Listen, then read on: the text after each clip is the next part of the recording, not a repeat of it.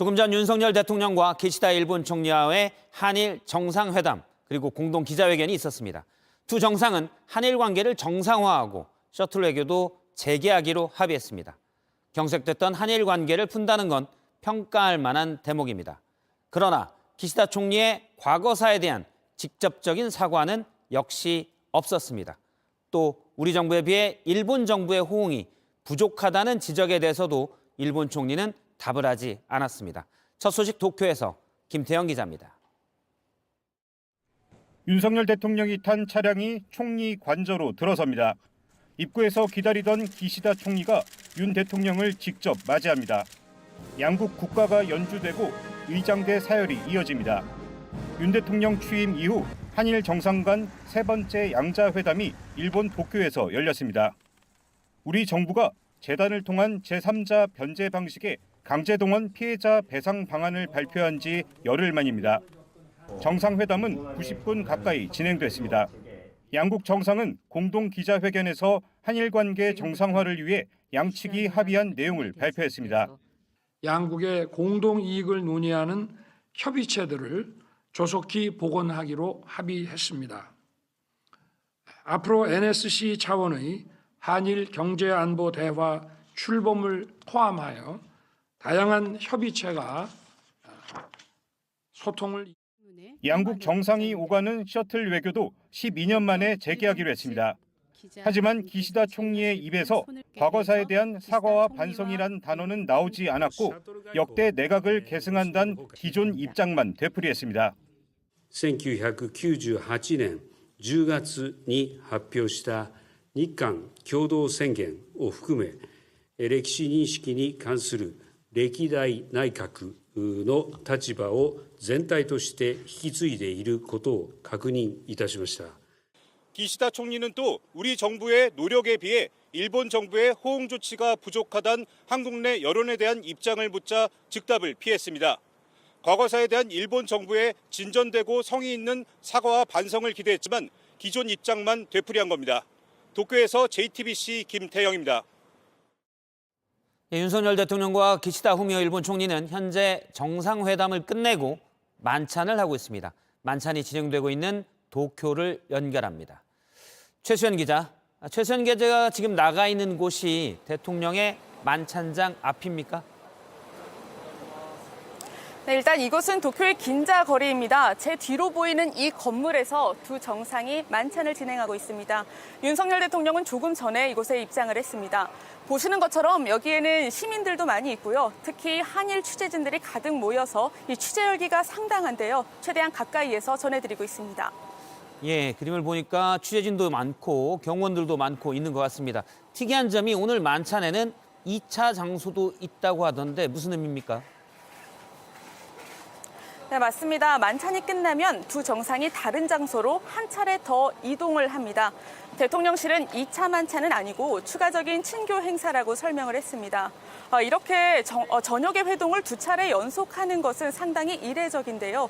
12년 만에 한국의 정상이 방문한 만큼 두 정상이 신뢰를 더 두텁게 하기 위해서 따로 긴밀한 시간을 만들었다는 그런 설명입니다. 일단 사이좋게 있는 건 좋아 보이긴 하는데 문제는 강제동원 해법을 놓고 국내에서 부정적인 여론도 많고요. 그래서 일본의 성의 있는 호응, 즉 사과와 반성을 기대하는 목소리가 좀 있어야 된다 이런 지적이 많았는데 이번 정상회담에서 이거는 별 진전이 없었던 것 같습니다. 일단 우리 정부가 강제동원에 대한 해법안을 내놓은 점, 그래서 그 계기로 한일 정상회담이 열린 점, 그래서 12년 만에 정상의 셔틀 외교가 복원됐다는 점은 분명히 평가할 만합니다. 또 일본이 그 수출 규제 해제에 대해서도 상당히 호의적인 그런 반응을 내놨습니다. 하지만 과거사에 대해서는 특별히 진전된 반응이 나오지는 않았고 기존의 입장을 반복을 했는데요.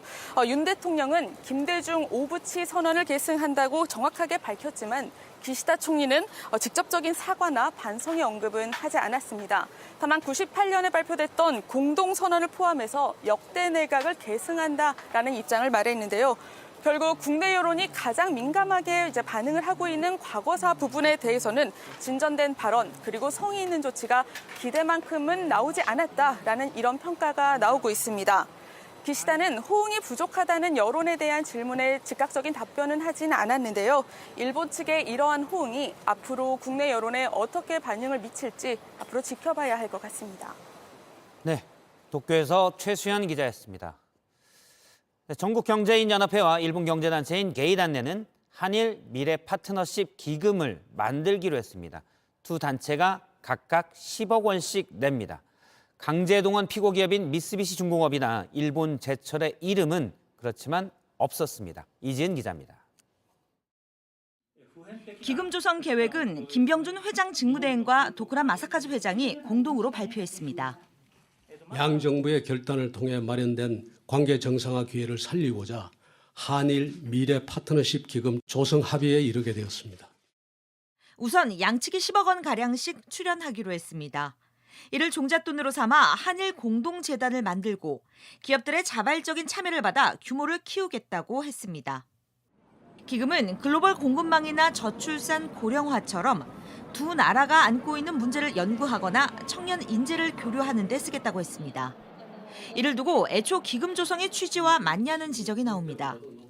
두 단체의 기금 조성은 강제동원의 피해 배상을 뒷받침하는 성격이 큽니다. 하지만 정작 강제동원 피해자를 돕거나 관련 연구를 한다는 내용은 없습니다. 강제동원의 피고 기업인 미쓰비시 중공업과 일본제철의 참여를 사실상 자율에 맡기기로 한 것도 논란입니다. 그리고 개별 기업이 어떤 기업이 참여할 것인가는 개별 기업의 의사에 달렸습니다. 特に今回その日本製鉄とか三菱重工の両社を意識して同行ということはございません。 JTBC 이지은입니다.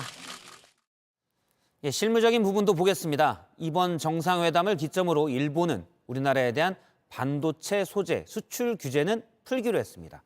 하지만 더 중요한 화이트리스트, 즉 수출 우대국 대우에서 제외된 데에는 계속 협의 중이라고 했습니다. 따지고 보면 일본이 양보한 건 별로 없습니다. 예, 군사적인 측면에선 지소미아, 즉 한일 군사정보보호협정이 사실상 정상화됐습니다. 정재윤 기자입니다. 일본이 2019년 반도체 소재 3개 품목에 대해 수출을 금지했던 조치를 풀기로 했습니다. 일본이 우리 대법원의 강제동원 배상 판결에 항의해 보복 조치를 단행한 지 4년 만입니다. 韓国に関連する輸出管理をめぐり不適切な事案が発生したこともあり、より厳格な制度の運用を行うこととしたものであると。 우리 정부도 세계 무역기구 WTO 제소를 취하하기로 했습니다. 다만 국내 기업들이 그동안 일본의 보복 조치에 맞서 자체 경쟁력을 키워왔기 때문에 이번 조치의 경제적 효과는 크지 않을 거란 분석도 있습니다. 실제 2019년 일본의 수출 규제 이후 국내 전자업체 상위 100곳의 영업이익은 늘었습니다. 오히려 화이트리스트 배제 조치, 즉 수출 우대국 대우에서 우리나라가 제외한 건 그대로 유지됐습니다. 수출 규제보다 더 핵심적인 현안이지만 일본 측은 조속한 회복을 위해 논의하자고만 했습니다. 윤석열 대통령은 이번 회담을 계기로 한일 군사 정보보호협정, 지소미아도 정상화하기로 했습니다. 문재인 정부는 2019년 일본의 수출 규제에 대한 맞대응 조치로 지소미아를 연장하지 않기로 통보하면서 사실상 정상 가동이 되지 않고 있습니다. JTBC 정재윤입니다.